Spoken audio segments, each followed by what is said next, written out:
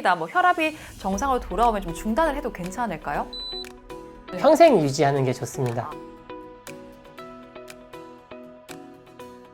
여러분 안녕하세요. 웰체크 아나운서 백선혜입니다.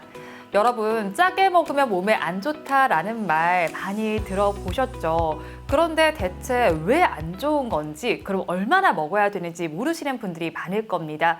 그래서 오늘은 고혈압과 소금의 관계에 더해서 평소에 나트륨을 어떻게 섭취를 줄여야 할지 이욱현 원장님과 함께 이야기 나눠보겠습니다. 원장님 어서 오세요. 네, 반갑습니다. 만성질환 진료를 주로 하고 있는 내과 전문의 이욱현입니다. 네, 원장님, 그런데 저희가 뭐 고혈압에 소금이 안 좋다라는 이야기는 참 많이 들어는 봤습니다. 그런데 대체 이유가 뭘까요? 소금은 우리 몸에 꼭 필요한 영양소인데 소금이 지나치게 우리 몸에 많이 들어오게 되면 소금이 우리 몸에 있는 수분을 같이 끌고 들어오게 되는데요. 그러면 혈관과 심장의 벽에 압력을 가하게 되고요. 심장과 혈관의 맨 안쪽 벽을 내막이라고 하는데 그 내막에 손상을 일으키게 되면서 혈관과 심장의 질환을 일으키는 걸로 알려져 있습니다. 그럼 이 내막에 손상을 입게 되면 어떤 질환이 발생하는지 구체적으로 좀 알려주시겠어요? 네, 대표적인 것은 뇌혈관 질환, 뇌졸중 같은 질환이 해당이 되겠고요. 그리고 심혈관 질환, 협심증이나 심근경색 같은 질환이 되겠고요. 특히 소금 섭취를 많이 해서 생기는 질환 중에 심부전, 심장의 기능이 이게 짜주는 기능이 떨어지면서 숨이 차고 일상생활이 어려워지는 질환이 해당이 된다고 할 수 있겠습니다. 원장님 말씀을 듣고 보니까요, 소금 섭취를 줄여야겠다라는 생각이 듭니다. 자, 그러면요, 저희가 매번 재면서 먹을 수는 없잖아요. 그럼 소금 얼마나 섭취해야 할까요? 우리나라의 소금 섭취량을 일단 알아두시는 게 좋은데 우리나라의 소금 섭취량은 4,800mg입니다. 나트륨 기준으로. 그런데 WHO에서는 일일 나트륨 섭취량을 2,000mg으로 얘기를 하고 있습니다. 2배가 넘는 아주 많은 양이고요. 이 수치는 일본보다도 더 많고 세계 1위입니다. 우리나라 음식이 기본이 김치가 기본이고요. 그리고 간장과 된장으로 간을 하는 그런 음식 문화이기 때문에 나트륨 섭취가 일단 굉장히 많다라고 할 수가 있고요. 그렇기 때문에 내가 얼마를 먹어야겠다라고 생각하는 것보다는 어떻게 하면 조금이라도 덜 짜게 먹을 수 있을까? 이것을 고민하는 게 맞겠다고 생각됩니다. 그럼 일단 기본적으로 한식을 많이 먹는다라고 하면 나트륨 섭취가 많다라고 생각을 해봐야겠네요. 그러면요, 원장님, 차라리 그냥 저희 소금을 안 먹는 건 어때요? 소금을 전혀 드시지 않으면 혈중에 나트륨 농도가 떨어지면서 구역, 구토 그런 것이 생기고요. 심한 경우에는 의식이 떨어지고 더 심한 경우에 혼수 상태에 빠져서 사망에 이르게 됩니다. 근데 이거는 극단적인 경우고요. 실제로는 사람 몸에 나트륨이 부족하면 사람은 짠 음식을 찾게 되어 있습니다. 실제로는 그런 현상은 일어나진 않습니다. 어쨌든 소금이라는 것 자체는 우리 몸에 꼭 필요한 영양소라고 할 수가 있습니다. 그럼 저희가 최소로 먹어야 되는 양도 있을까요? 네, 아까 말씀드린 WHO 기준으로 하루 2,000mg 나트륨인데 이게 소금으로 환산하면은 아이들 쓰는 작은 스푼 있지 않습니까? 그 스푼으로 한 스푼 정도의 소금에 해당되는 양입니다. 사실 저희가 요즘 음식들 보면요, 소금이 안 들어간 게 거의 없기는 하거든요. 그러니까 뭐 아침, 뭐 점심, 저녁 계속 먹으면서 나트륨이 쌓이게 되잖아요. 그럼 저희가 이게 리셋되는 게 하루면 될까요?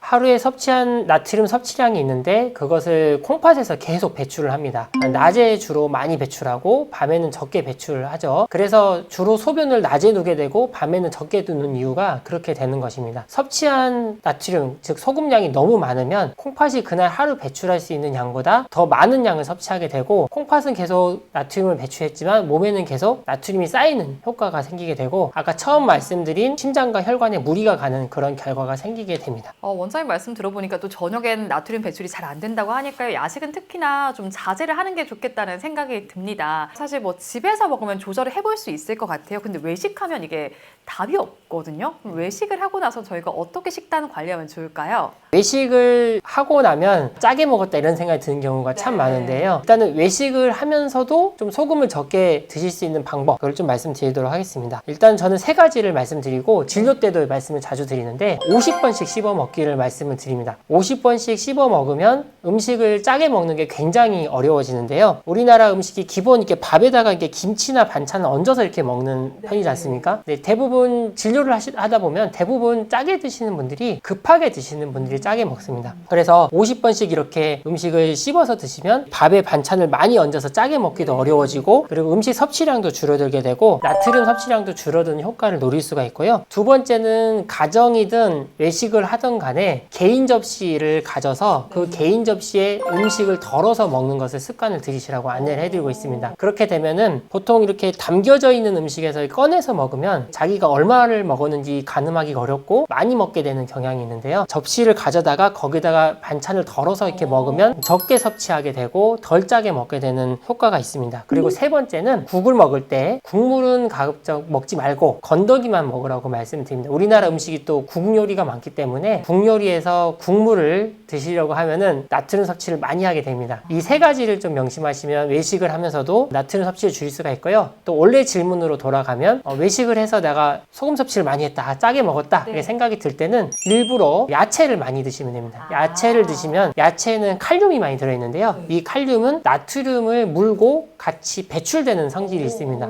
야채를 일부러 여러 가지를 많이 여러 색깔로 골고루 많이 드시면은 나트륨을 배출하는 효과가 있기 때문에 충분히 그렇게 외식으로 소금을 많이 섭취했더라도 그걸 상쇄하는 효과를 가져올 수가 있습니다. 저는 이제 칼륨이니까 사실 더 빨리 떠오르는 건 바나나기도 한데 이거는 이제 과일이기도 하고요. 그럼 채소 중에서는 어떤 게 제일 좋을까요? 채소를 드실 때 가장 중요한 점은 색깔별로 골고루 먹는 게 가장 중요합니다. 특정 종류를 많이 먹으려고 하기보다는 녹색도 있고 녹황색도 있고 노란색도 있고 빨간색도 있고 보라색도 있는데요. 이런 색깔별로 골고루 드시는 게 굉장히 좋은 걸로 알려져 있고요. 그리고 특히 뭐 한 가지만 꼽으라 한다면 브로콜리가 굉장히 좋은 걸로 되어 있습니다. 건강에 이점이 여러 가지가 많기 때문에 야채를 가급적이면 골고루 여러 차례 매일 빼먹지 않고 드시는 게 굉장히 중요합니다. 이 프로그램 시청하시면서 브로콜리 사러 나가시는 분들도 계실 것 같아요.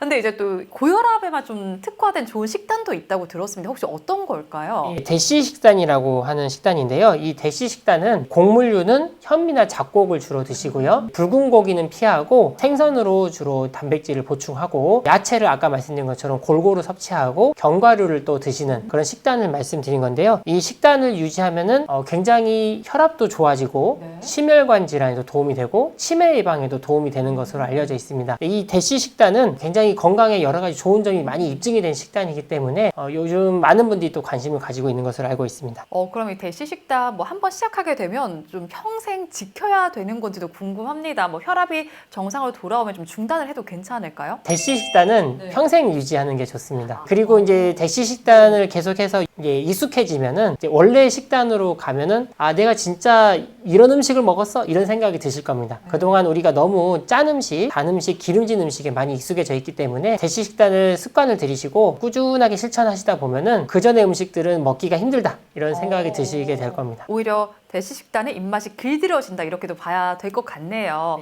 자, 그러면 앞서서도 이제 원장님께서 짚어주신 것처럼 우리나라 음식에 국물이 참 많은데 여기 국물에는 나트륨이 많이 들어있잖아요. 그럼 저희가 어떻게 해결을 하면 좋을까요? 아까 말씀드린 내용이기도 하지만 건더기만 먹으려고 하고 국물은 가급적이 안 먹는다 이렇게 말씀드릴 수 있습니다. 근데 사실 이걸 말씀드리면 진료할 때 말씀드리면 많은 환자들이 그냥 웃습니다. 그렇죠. 못하거든요. 네, 그렇습니다. 네, 맞아요. 참 쉽지는 않을 것 같은데 그리고 이제 뭐 마트에서 장을 보잖아요. 근데 영양 성분표를 봐도 뭐 숫자가 써 있긴 한데 사실 저는 이게 판단이 잘 안 되더라고요. 어떤 기준으로 저희가 보면 좋을까요? 일단 그 나트륨 함량이 하루 섭취량 WHO에서 보면 한 2000mg의 10% 이상이면 좀 나트륨이 많은 음식이라고 보시면 됩니다. 대표적인 게 시리얼인데요. 시리얼 같은 경우는 짜진 않잖아요. 근데 짜지 않은데 나트륨이 많은 음식인데요. 보통 한 컵, 종이컵 한 컵에 200mg의 나트륨이 들어있는 걸로 알려져 있습니다. 보통 2컵이나 3컵 정도 드시게 되거든요. 우유에 이제 보통 타서 드시잖아요. 200mg 내지 600mg의 나트륨을 섭취하는 것으로 알려져 있고요. 그 외에 샌드위치나 마요네즈, 단무지에도 나트륨이 매우 많으니까 꼭 짠 음식만 나트륨이 많다 이렇게 생각하시기보다는 주의해야 될 음식들이 많이 있습니다. 그리고 요즘은 식사 일기 어플들이 굉장히 좋아져서 그런 내용들을 기록을 해보시면은 나트륨 섭취량이 내가 얼마인지도 충분히 알 수가 있어서요. 칼로리 관리도 중요하지만 나트륨 관리도 중요하다 말씀드릴 수 있습니다. 저희가 어쨌든 앱을 활용해서도 한번 체크를 해보자 이런 말씀이시네요. 그러면 요즘 또 유행하는 것 중에 좀 유행이 지난 것 같기도 하지만요. 마라탕후루 이런 거 있잖아요. 젊은 분들이 굉장히 좋아하는데 이 젊은 분들은 사실 아직은 좀 건강하잖아요. 그런데 이런 분들도 나트륨 관리 신경을 써야 할까요? 네, 그렇습니다. 젊은 분들도 나트륨 섭취에 신경을 써야 되고 건강을 위해서는 관리를 꼭 해야 됩니다. 우리나라가 위암이 굉장히 아직도 많은데 이 위암이 왜 많이 생기는가에 대해서는 의견은 분분한데 소금 섭취가 많기 때문이라는 의견이 있습니다. 심혈관, 뇌혈관 질환도 소금 섭취량이 많을수록 더 많은 것으로 알려져 있습니다. 젊을 때는 내가 몸에 별로 증상이 없기 때문에 건강의 관리에 대해서 별 필요성을 못 느끼는데요. 몸이라는 것은 데미지가 점점 쌓이다가 데미지가 어느 이상이 되면 그때부터 이상이 갑자기 나타나게 됩니다. 그래서 젊을 때부터 나트륨을 적게 먹는 식단을 포함해서 건강한 식단을 유지해야 30년, 40년, 50년 뒤에도 건강을 유지할 수가 있습니다. 요즘은 단순히 오래 사는 것보다 건강 수명, 건강하게 내가 하고 싶은 걸 할 수 있으면서 하는 그런 건강 수명이 중요하기 때문에 그런 것들을 생각했을 때 지금부터 건강한 식단을 유지하는 게 중요합니다. 마침 사실 제가 오늘 뭐 강연을 하나 듣고 왔는데 거기 기대 수명 얘기가 나왔거든요. 저희 생각보다 많이 오래 살더라고요. 건강하게 살려면 저희가 어릴 때부터 젊더라도 관리를 천천히 해보셔야 될 것 같습니다. 그런데 이건 지금 저희 평소에는 괜찮을 것 같은데요. 운동하거나 뭐 땀을 많이 흘리는 날도 있잖아요. 그때는 오히려 제 생각에는 이 땀으로 다 빠져나갔으니까 소금을 더 먹어야 될 것 같다는 생각이 들기도 하거든요. 원장님 생각은 어떠세요? 네, 제 개인적인 의견인 것을 전제로 말씀드리면 직업으로서 야외에서 일하고 굉장히 더운 곳에서 일하시는 분들은 소금을 그렇게 주기적으로 섭취를 해주는 게 맞습니다. 평소에는 실내에만 있다가 잠깐 운동하거나 이런 경우에는 굳이 소금을 일부러 섭취할 필요는 없습니다. 또 진료를 하다 보면 일부러 소금을 섭취하신다 이런 분들을 좀 뵙게 되는데 좀 안타깝습니다. 그래서 그거는 건강에 좀 해로운 행동이고요. 사람 몸은 나트륨이 부족하게 되면 자연스럽게 짠 음식을 찾게 돼 있기 때문에 아주 특이한 경우 직업상으로 그렇게 더운 곳에 계속 노출된 경우 아니면은 일부러 그렇게 나트륨을 섭취해 줄 필요는 없는 것으로 보입니다. 뭐 특수한 상황이 아니라면 굳이 나트륨을 찾아서 먹지는 않아도 된다 이런 말씀으로 맞습니다. 들립니다. 그리고 앞서서 말씀해 주실 때 뭐 우리나라 음식 말씀해 주시면서 뭐 간장, 된장 얘기를 해주셨잖아요. 근데 요즘에는 또 뭐 저염 간장, 된장도 많이 나오거든요. 이런 걸 먹는 거 좀 도움이 될까요? 저염 된장이나 저염 간장도 나트륨 섭취를 줄일 수 있는 아주 좋은 방법이라고 생각이 되고요. 그리고 짠맛을 대체할 수 있는 다른 맛을 내는 것도 좋은 방법이거든요. 소금이나 뭐 후추, 참기름, 들기름 이런 걸로 다른 맛을 내서 짠맛을 대체할 다른 맛을 내서 짠맛을 약하게 하고 음식의 풍미를 더 돋궈주는 방법도 좋은 방법이라고 생각이 됩니다. 다른 향신료를 좀 활용해 보는 것도 좋을 것 같습니다. 원장님 오늘 이야기 한번 정리를 해 주신다면요?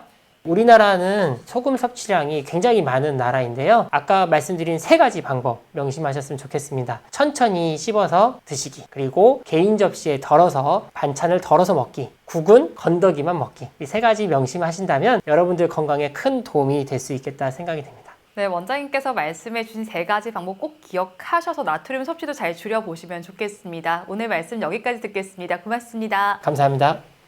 네, 오늘은 저희 이옥현 원장님과 함께 소금과 또 고혈압의 관계에 대해서 알아봤습니다. 바로 실천하시긴 조금 어려우실 수도 있다라고 생각을 하실 텐데요. 오늘 저녁부터 바로 양념 1스푼 정도로 덜어내는 걸로 한번 실천해 보시는 건 어떨까 싶습니다. 저희는 다음 시간에도 유익한 건강 정보로 찾아뵙겠습니다. 함께해 주신 여러분 고맙습니다.